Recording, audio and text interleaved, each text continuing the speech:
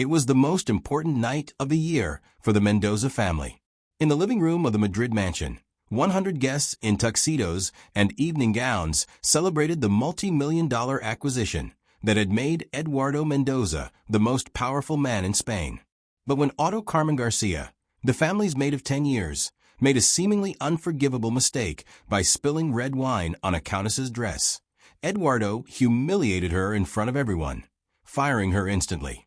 What he didn't know was that his 8-year-old daughter, Emma, was watching everything from the top of the stairs, and that the gesture he made in the following minutes would shake the family empire to its foundations. Because sometimes it takes the innocence of a child to teach adults the difference between having it all and being worth something. And sometimes the most important person in the house is precisely the one everyone takes for granted. Otto Carmen Garcia looked at herself in the hall mirror, straightening for the last time the blue and white uniform she had worn for 10 years. At 42, she had dedicated half of her life to the Mendoza family, growing alongside them and becoming more than just a domestic worker. She was the silent guardian of the house, the one who knew every secret, every custom, every nuance of that powerful family. Eduardo Mendoza, 55, was one of the richest men in Spain. His financial empire stretched from real estate to technology, and that night he was celebrating the most important acquisition of his career, the purchase of Eurotech Industries for 3 billion euros. The Madrid mansion in the La Moraleja neighborhood had become the perfect setting to impress Spain's powerful. In the main hall, 100 guests in evening gowns mingled among French champagne and canapés prepared by Madrid's finest caterers. There were ministers, ambassadors, captains of industry, all come to pay homage to the new king of Spanish finance. The conversations were conducted in low voices, full of hidden alliances and multi-million-dollar deals. Otto Carmen moved among the guests with the discretion she had perfected over the years. She carried glass trays, filled glasses, and made herself invisible, as only domestic workers know how to do. He had seen Eduardo transform from a young, ambitious businessman into a cold, ruthless man. I had attended his wedding with Pilar, a Madrid aristocrat, beautiful, but equally cold. He had seen Emma born 8 years earlier, the only light in that austere house. Emma Mendoza was different from her parents. While Eduardo ruled the business world with an iron fist, and Pilar devoted herself to social life, the girl had retained a natural sweetness. Otto Carmen had practically raised her, becoming more of a mother to her than her biological mother. It was his arms that comforted Emma when she cried, his hands that fed her, his voice that calmed her before she fell asleep. That night Emma was supposed to be in bed, but Otto Carmen knew she was hiding at the top of the marble stairs to watch the adults party. She was a curious and intelligent girl who absorbed everything that happened around her. The disaster occurred around 10 p.m. Otto Carmen was serving the finest red wine from the Mendoza winery, a 1985 Ribera del Duero that cost more than her monthly salary. The Countess of La Vega, a woman of about 60 years of age with a haughty bearing, was telling a worldly story, gesturing widely with her feather fan. A sudden movement by the Countess knocked the tray that Otto Carmen had been holding with pinpoint precision for 10 years. The crystal glass flew through the air, and the red wine spilled like blood onto the aristocrat's white silk dress. The silence that followed was deafening. 100 pairs of eyes turned toward Otto Carmen, who stood motionless with the empty tray in her hand. Eduardo crossed the room with footsteps that echoed threateningly on the marble. His face was a mask of cold rage. His icy eyes Otto Carmen knew all too well. Without a word of explanation, without considering the 10 years of impeccable service, without remembering everything Otto Carmen had given to that family, he pronounced a sentence. His voice cut through the air like a blade, declaring Otto Carmen fired effective immediately. He ordered him to leave immediately, without even allowing him to change his uniform. In front of 100 people, Otto Carmen was humiliated like a criminal, treated worse than a broken object to be thrown away. The guests watched the scene with the morbid fascination of someone watching a public execution. No one said a word in defense of Otto Carmen. No one remembered his years of dedication. She was just a domestic servant, easily replaceable, unworthy of compassion in that world of power and money. Otto Carmen picked up the pieces of the broken glass with trembling hands, not from fear, but from deep humiliation. In 10 years, I had never suffered such an outrage. She had sacrificed her life for that family, giving up her husband and children to dedicate herself completely to the Mendozes, and now they were throwing her out like a stray dog. As she headed for the door, Otto Carmen looked up the stairs. There, hidden between the marble railings, he saw Emma. The little girl's eyes were filled with tears, her small face contorted with pain. She had witnessed the humiliation of the person she loved most in the world and had understood, with the intuition that children have, that something terribly unfair was happening. Otto Carmen left the mansion into the Madrid night, taking with her only the dignity that no one could take away from her, and the pain of having lost not only a job, but a family. I didn't know that at the top of those stairs, an 8-year-old girl was making a decision that would change everything. Emma had seen her father's true face that night and had decided she could not remain silent. The next morning, the Mendoza mansion woke up as if nothing had happened. Eduardo had already left for the office at 7 o'clock. Pilar was still in bed with one of her frequent social migraines, and the new temporary housekeeper was wandering around the house trying to figure out where things were. Only Emma knew that everything was different. The girl dressed herself for school, something she hadn't done in years. Otto Carmen always helped her choose her clothes, comb her long brown hair, and pack her backpack with the right books. Now she had to fend for herself, and every gesture reminded him of the absence of that loving presence. During breakfast, served by the new employee who didn't know how Emma liked her milk, the girl remained silent. Pilar, elegant even in her silk robe, distractedly glanced through the newspapers reporting the previous night's social triumph. Photos of Edward surrounded by powerful people, articles celebrating his financial genius, interviews portraying him as the new king of Spain. Nobody talked about Otto Carmen. Nobody seemed to remember that she existed. At school, Emma couldn't concentrate. During history class, as the teacher talked about the Spanish Empire, she thought about her father's empire and how he treated people. During math, while she was doing sums, she calculated how many times Otto Carmen had helped her with her homework. During recess, while her classmates played, she observed how they behaved with each other, noting who was friendly and who was arrogant.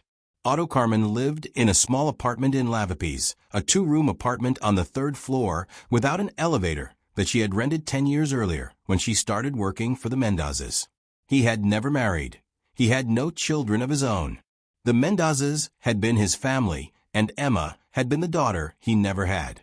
That morning, sitting at the kitchen table with a cup of cold coffee, Otto Carmen looked at the job ads in the newspapers.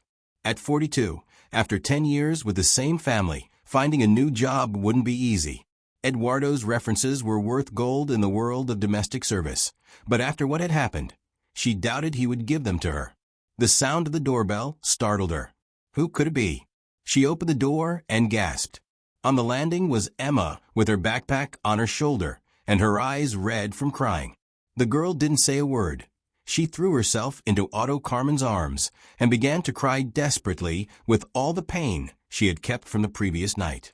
Otto Carmen hugged her tightly, feeling her heart break, not from the humiliation she had suffered, but from the pain of that little girl who had witnessed everything. Emma had run away from school. He had told the teacher that he felt sick.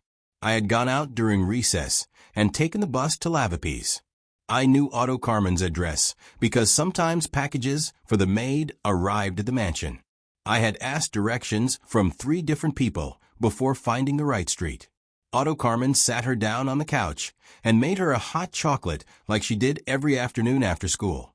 Emma told her how lost she felt without her, how the new employee knew nothing about her habits, how much she missed their nightly chats. But above all, Emma asked him why her father had treated her so badly. Otto Carmen didn't know what to answer. How do you explain the cruelty of adults to an 8-year-old girl? How can injustice be justified without destroying innocence?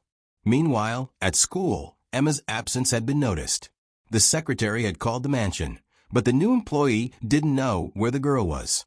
Pilar, rudely awakened from her sleep, panicked. He called Eduardo, who interrupted an important meeting to return home.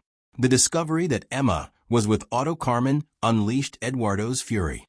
How dare that woman hold on to her daughter after being fired? How did he allow himself to influence the girl against him? He ordered the driver to take him immediately to Lavapiés. Otto Carmen heard heavy footsteps on the stairs before Eduardo knocked on the door. When she opened it, she found the man who had humiliated her, but this time she was at home. This time he had the right to defend himself. Eduardo entered without permission, finding Emma on the couch drinking hot chocolate. The girl looked at him with eyes she had never seen before, eyes that judged him, that saw him for what he truly was. The ensuing confrontation would mark the beginning of a silent war between a powerful father and a daughter who had just discovered the meaning of justice. Eduardo looked at his daughter sitting on Otto Carmen's couch, and for the first time in years, he felt vulnerable. Emma's eyes stared at him with a seriousness never seen before, as if she had suddenly grown up overnight. Otto Carmen stood between father and daughter with the courage of someone with nothing left to lose. He explained that Emma had come of her own free will, that she had run away from school because she was suffering. Eduardo ordered Emma to follow him immediately, but for the first time in her life, the girl did not obey. She sat on the couch and said one word, "No." The silence was charged with tension. Eduardo was not used to disobedience, especially not from his daughter. Otto Carmen intervened in a firm voice, asking why her daughter preferred to be in a 2-bedroom apartment instead of her multi-million-dollar mansion. Those words hit Eduardo harder than any slap. For the first time he realized that there was something deeply wrong in his family. Emma finally spoke.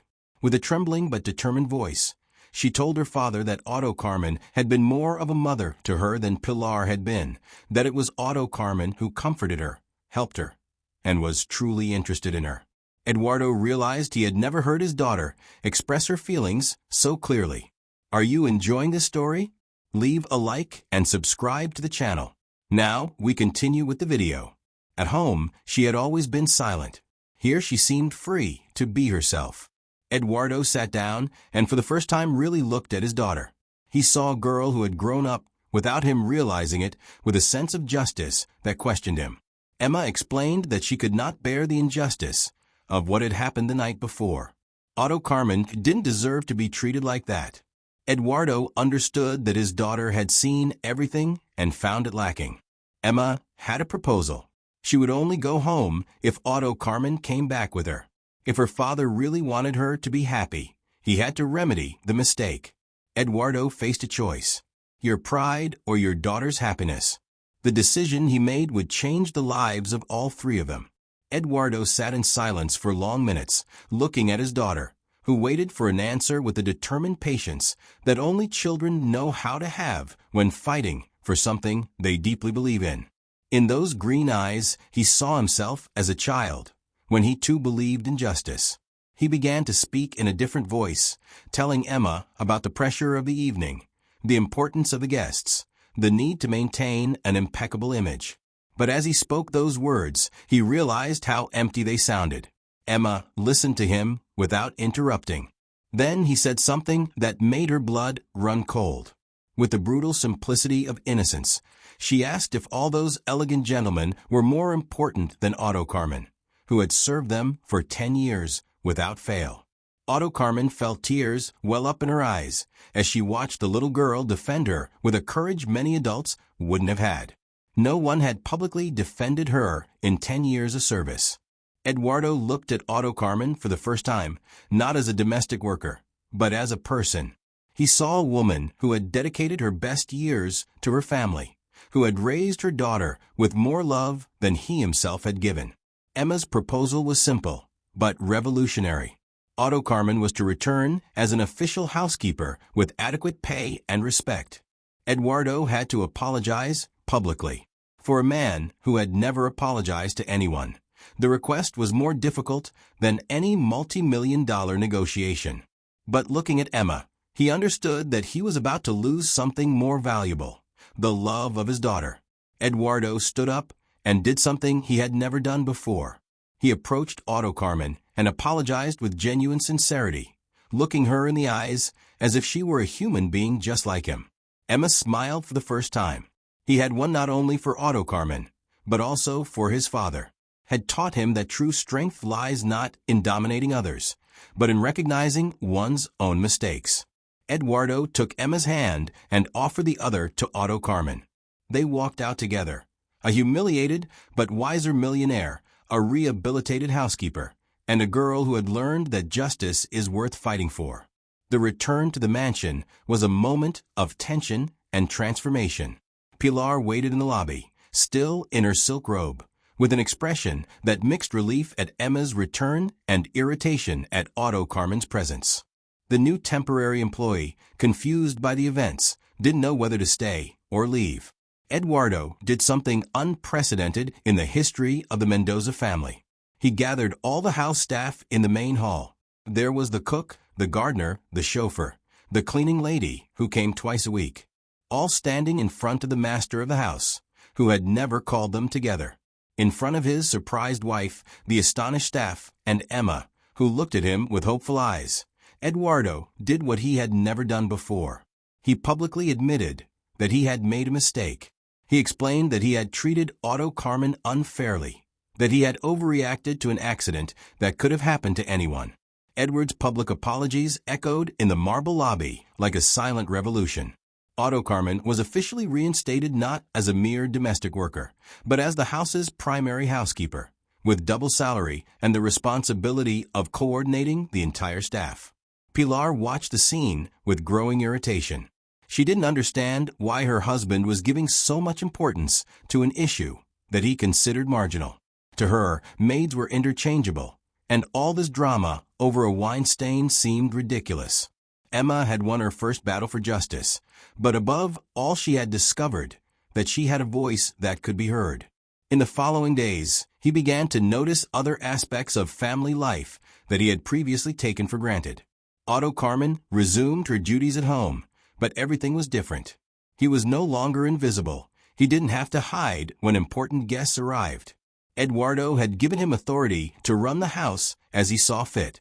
The biggest change was seen in the relationship between Eduardo and Emma.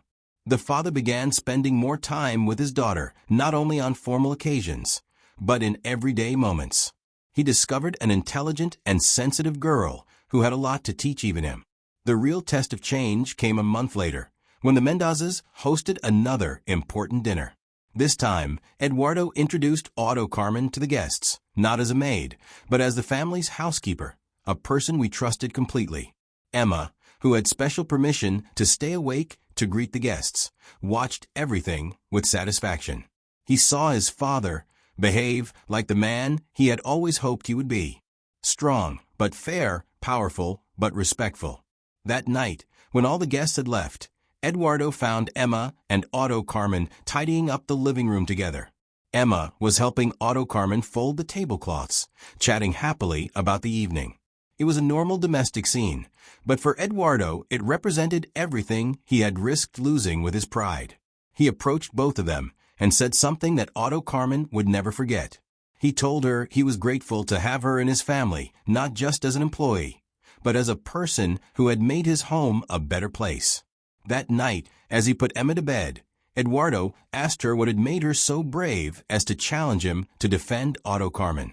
Emma's answer was simple, but profound. I had learned that when you see something wrong, you should try to change it, even if you are afraid. Eduardo kissed his daughter on the forehead, knowing that he was raising a better person than him, and that perhaps thanks to her, he too was becoming the man he was always meant to be. 2 years after that night that had changed everything, the Mendoza mansion had become a completely different place. Not in their physical structures, the marbles remained the same. The crystal chandeliers continued to shine. The gardens remained perfectly manicured except in the soul of the house. There was warmth where cold had once reigned. There was laughter where, before, there had only been formal silence. Emma was 10 years old and had grown up to be an extraordinary girl. She studied with passion, but above all she had developed a sense of justice that often led her to defend her weaker classmates at school. Her teachers described her as a natural leader, someone who had the courage to speak up when she saw something wrong. Otto Carmen had become much more than a housekeeper. She was the coordinator of the house, the one who managed all the staff with wisdom and kindness. Edward had given him complete domestic authority, and the mansion was running better than it had ever run before. But above all, Otto Carmen had become a mother figure for Emma in the deepest sense of the term. Eduardo had learned to delegate not only in business, but also in his family. He had discovered that listening to Otto Carmen's advice on how to manage family relationships had made him a better father. His nights were now dedicated to Emma. She helped her daughter with her homework, listened to her stories about school, and shared her concerns in an age-appropriate way. The most surprising change concerned Pilar. Initially annoyed by the new family dynamic, she had gradually begun to appreciate the warmer atmosphere of the house. Otto Carmen had helped her develop a more authentic relationship with Emma, showing her how to communicate with her daughter beyond the formal rituals of aristocratic upbringing. The real test of change came when Emma became seriously ill. Pneumonia kept her bedridden for 2 weeks, with a high fever and moments of real concern. Eduardo canceled all his work commitments to stay close to his daughter. Pilar didn't move from the bedside, but it was Otto Carmen who cared for Emma throughout the night, monitoring every symptom, administering her medications, and reading stories when the girl couldn't sleep. During those 2 weeks, Eduardo saw Otto Carmen give herself completely to Emma's health. She saw her stay up all night to check the girl's breathing. He saw her cry in secret when her fever wouldn't go down. She saw her rejoice like a true mother when Emma finally began to improve. When Emma was completely healed, Eduardo made a decision that surprised everyone. During a family dinner, he announced that he wanted to officially change his will. Otto Carmen would become the beneficiary of a considerable portion of the inheritance, not as a faithful employee, but as a member of the family in every respect. Emma exploded with joy. For her, Otto Carmen had always been family, and seeing this official recognition filled her with pride. Pilar, initially surprised, realized that Otto Carmen had earned that place with years of genuine dedication. Otto Carmen burst into tears. For a woman who had never had a family of her own, who had dedicated her life to caring for others, finally feeling part of something bigger was an overwhelming emotion. But the most beautiful gesture came from Emma. The girl asked Otto Carmen to officially adopt her as a second mother. He wanted the legal documents to clearly state that Otto Carmen had the same parental status as Eduardo and Pilar. The legal procedures were complex, but Eduardo used all his influence to make the seemingly impossible possible. Otto Carmen officially became Emma's second mother, with all the rights and responsibilities that this entailed. On the day of the official ceremony, in the same mansion where Otto Carmen had been humiliated 2 years earlier, something unique was celebrated. It wasn't a wedding, it wasn't a baptism, but it was something equally important. The official recognition that families are built on love, not just blood. That night, while Emma slept peacefully in her room, Eduardo, Pilar, and Otto Carmen sat together in the living room where it all began. Eduardo looked at the 2 women who had made his transformation possible. Otto Carmen, who had taught her what it meant to serve with dignity, and Pilar, who had learned to truly love thanks to Otto Carmen's example. Emma had changed them all. Her courageous rebellion against injustice had triggered a transformation that went beyond the simple employment relationship. He had created an authentic family, where mutual respect and love were more important than money or social status. Looking toward Emma's room, Eduardo smiled, thinking that his daughter had learned life's most important lesson, that true power lies not in dominating others, but in loving the people around us with all our heart. And sometimes it takes the courage of an 8-year-old girl to teach adults what it really means to be rich. Otto Carmen had found the family she had always dreamed of. Emma had learned that justice is possible when you have the courage to fight for it. And Eduardo had discovered that the greatest wealth is not measured in euros, but in shared love. That mansion in Madrid had become much more than a luxury home. It had become a symbol of how love can transform even the most hardened hearts, and how sometimes the deepest lessons come from the simplest and purest gestures. Like if you think respect is more important than money. Comment on which moment in history had the greatest impact on you. Share to inspire those who believe in justice and dignity. Subscribe for more stories of courage in families. Sometimes it takes the courage of a little girl to change an adult world. Sometimes the most important person in the house is the one everyone takes for granted. And sometimes true love is born when someone has the courage to defend someone who cannot defend themselves. Because true wealth is measured in respect, dignity, and shared love. No,